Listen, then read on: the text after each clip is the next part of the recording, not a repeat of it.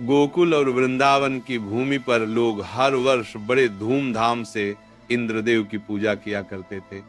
उनका विश्वास था कि इंद्र की कृपा से वर्षा होती है और वर्षा से खेतों में अन्न, घास और जीवनदायिनी जल की प्राप्ति होती है।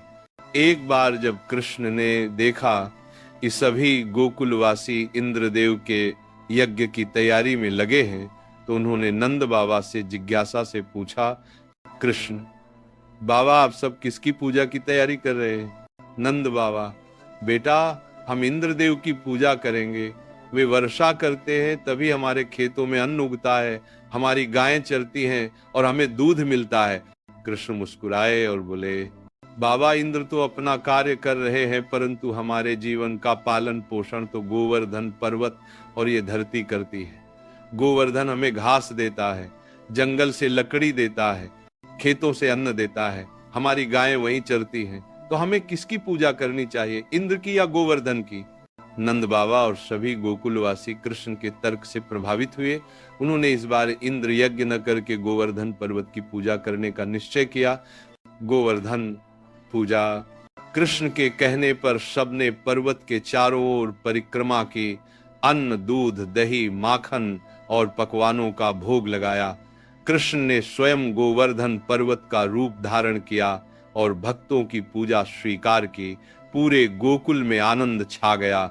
जब इंद्र को यह समाचार मिला कि गोकुल वासियों ने उसकी पूजा छोड़ दी और गोवर्धन की पूजा की है, तो वह क्रोधित हो उठा। उसने सोचा, ये ग्वाले एक छोटे से बालक के कहने पर मेरा अपमान कर रहे, मैं इन्हें इसका दंड दूंगा। इंद्र ने अपने सामर्थ्य से भयानक वर्षा शुरू कर दी। काले बादल छा गए, बिजली कड़कने लगी, ओले पड़ने लगे, चारों ओर बाढ़ और तूफान आ गया। गोकुलवासी भयभीत होकर कृष्ण के पास पहुंचे। गोकुलवासी, कन्हैया, तू तो कहता था गोवर्धन हमारी रक्षा करेगा, पर देखो ये वर्षा में डुबो देगी, अब क्या करें? कृष्ण ने सबको आश्वस्त करते हुए कहा, डरो मत, ये वर्षा इंद्र का क्रोध है, पर मैं तुम्हारी रक्षा करूंगा। इतना कहकर कृष्ण ने अपनी छोटी सी कनिष्ठिका, छोटी उंगली पर गोवर्धन पर्वत उठा लिया और उसके नीचे सभी गोकुलवासियों को उनकी गायों और धान्य सहित सुरक्षित कर लिया। 7 दिन और 7 रात तक निरंतर वर्षा होती रही, परंतु किसी का कोई अनिष्ट नहीं हुआ।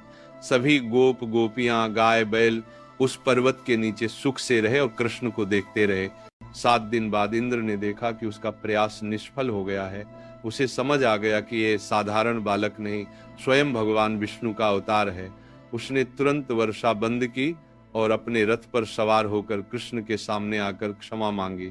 इंद्र, प्रभु, मुझे क्षमा करें, मैं अपने अहंकार में भूल कर बैठा था, आप ही सच्चे पालनहार हैं। कृष्ण ने करुणा भाव से इंद्र को क्षमा कर दिया और गोवर्धन पर्वत को अपनी उंगली से नीचे रख दिया। इस लीला से हमें यह शिक्षा मिलती है कि अहंकार का अंत होता है और सच्ची भक्ति व कर्तव्य पालन ही हमें सुरक्षित रखते हैं। भगवान श्री कृष्ण ने सिखाया कि हमें प्रकृति, धरती और अपने पालन पोषण के असली साधनों का सम्मान करना चाहिए। जब हम मिलकर ईश्वर पर विश्वास करते हैं और एक दूसरे की मदद करते हैं, तो कोई भी संकट हमें डिगा नहीं सकता। अगर आपको ये दिव्य कथा पसंद आई हो तो इसे सिर्फ खुद तक मत रखिए। इस वीडियो को अपने दोस्तों और परिवार के साथ शेयर कीजिए, ताकि हर कोई श्री कृष्ण की इस अद्भुत लीला से प्रेरणा ले सके। और हाँ, अगर आपने अब तक चैनल को सब्सक्राइब नहीं किया है तो तुरंत कर लीजिए और बेल आइकन दबाइए, ताकि आगे आने वाली ऐसी ही और दिव्य कथाएं आप सबसे पहले देख सकें।